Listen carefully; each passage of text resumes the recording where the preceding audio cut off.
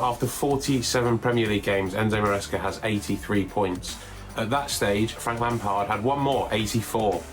Maresca can only hope that things go rather better than they did for Lampard for him over the next 9 or 10 games. Things get rather serious rather quickly at Chelsea.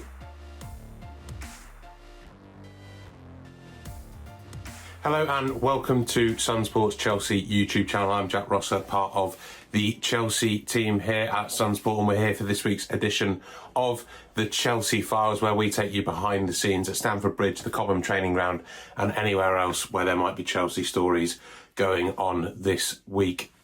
If you ask any Chelsea manager, past or present, they will tell you that you're never very far away from a difficult, high-pressure week in the spotlight when you're in the hot seat at Stamford Bridge, and Enzo Maresca is no different. He and his young Chelsea squad would have been flying, you would have thought, after that victory over Nottingham Forest in the Premier League. Loads of changes and a thumping of Ajax in the Champions League.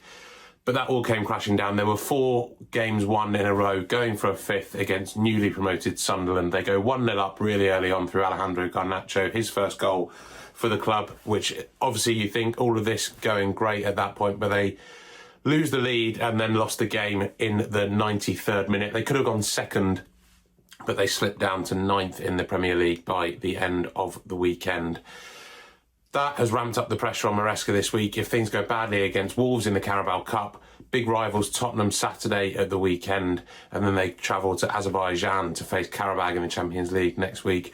3 games that would have looked much easier had they beaten Sunderland at the weekend. Tottenham especially is the big one. Wolves and Karabag are more banana skins. They should get through those all right, although it will be quite serious if they lose either of those. Tottenham is the one they will be concerned about.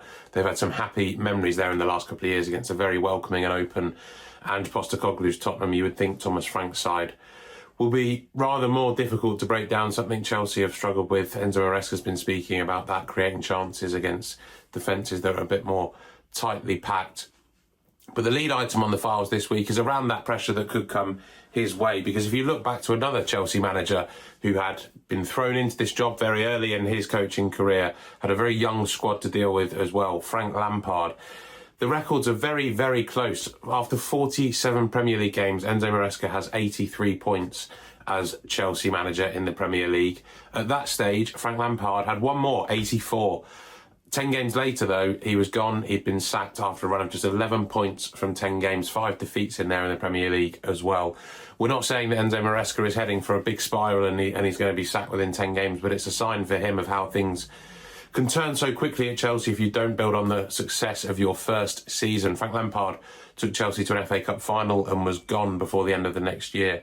Enzo Maresca has done rather more. He's got 2 trophies tucked under his arm. The Conference League title, of course, won in Poland last season, and then the Club World Cup that Chelsea, of course, as we keep hearing, are world champions. He won that in America over the summer, so he's got a bit more than Lampard had to back him up, I suppose, going into that. But they've done similar things as well, the two of them. The comparisons don't end there with that record. Frank Lampard had to blood a lot of youngsters. Reece James and Mason Mount made huge impacts in his team. Reece James now captain of Enzo Maresca's side as Maresca looks to bring through a number of young players. Josh Achimpong, Tyreek George, Esteval, of course, been brought in. Cole Palmer, not brought through by him, obviously brought in under Mauricio Pochettino, but a young player that is thriving under him nonetheless. The worry now will be that, as Lampard did, they can't keep things going. There have been so many things to disrupt Chelsea so far this season. The injuries, the suspensions, having to change the team a lot, having a young team generally, and there's no sort of leadership figure that Maresca can lean on, as Lampard had in Azpilicueta and Antonio Rudiger. We've talked about it a lot in recent weeks. The oldest player that Maresca has used in the Premier League is Tosin Adarabioyo, and he's only just turned 28, and he's by no means a firm fixture of Maresca's starting 11, someone that comes in and out, and probably, if everyone was fit and available, wouldn't be there. So some lessons of how quickly the pressure can ramp up at Chelsea from Lampard. Similar things going there, which has been explored in the files this week.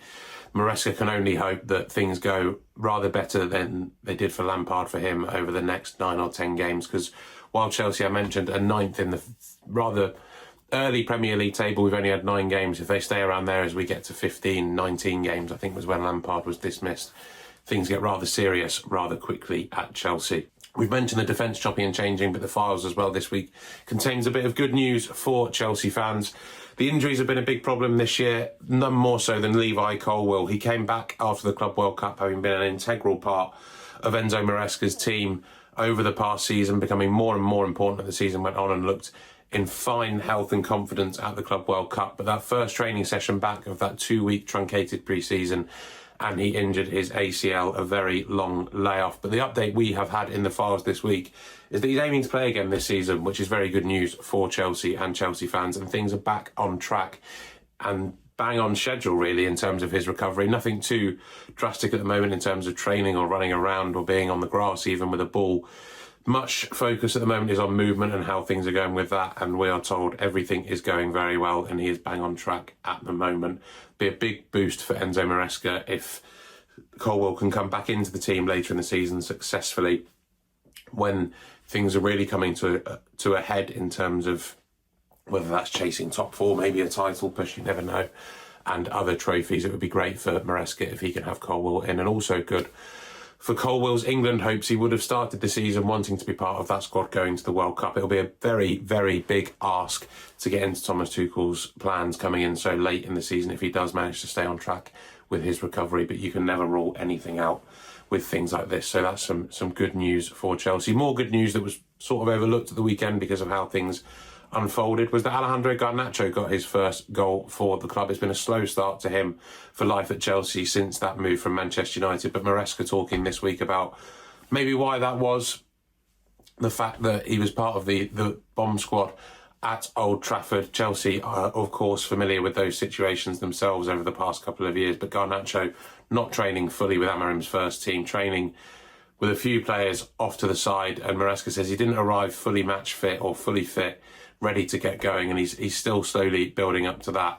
And everybody will hope that that first goal, a confident, well-taken goal to open the scoring against Sunderland, will kick things off for Garnacho in a Chelsea shirt. One thing he might like to look at, though, on a more light-hearted note, which is in the files this week, is that he turned up wearing a baseball cap at Stamford Bridge this weekend, but crucially, not a cap that belongs to the LA Dodgers, who are co-owned by Chelsea owner Todd Boehly. He's not only half of the American ownership at Stamford Bridge, but part of the ownership group in Los Angeles with the Dodgers. Garnacho was wearing not only a different MLB cap as he arrived for the Sunderland game, but that of Oakland A's, one of the Californian rivals for the LA Dodgers. I'm sure it won't get him in too much trouble with Todd Boehly. What it might get him, though, I suppose, is a big pack of merchandise covered with LA Dodgers logos coming his way to maybe don for the next home game at Stamford Bridge.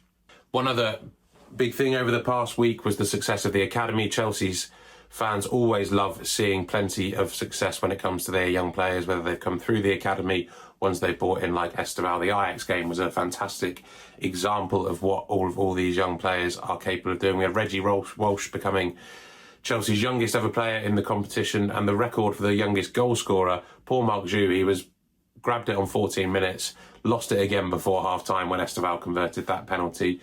But fans always want more. They want another one to look out for. And Lloyd Camfield has been talking about one this week, one of our Chelsea reporters here at The Sun. He's been talking to somebody who came through the ranks at Cobham, never really got going at Chelsea, but had a fine career elsewhere. That's Michael Hector, the defender, the Jamaican international. Lloyd caught up with him to talk about one of his compatriots who's now coming through following similar footsteps, Dejan Richards, the 20-year-old forward who's been impressing for the 21s. Michael Hector talking him up for big things, so Chelsea fans will definitely want to read that, saying he's one that can really go right to the top. He's somebody that can frustrate you at times, but change a game in Chelsea's favour. That's what fans always want to see, someone they can be proud of coming through their academy, and it looks like they might have one more.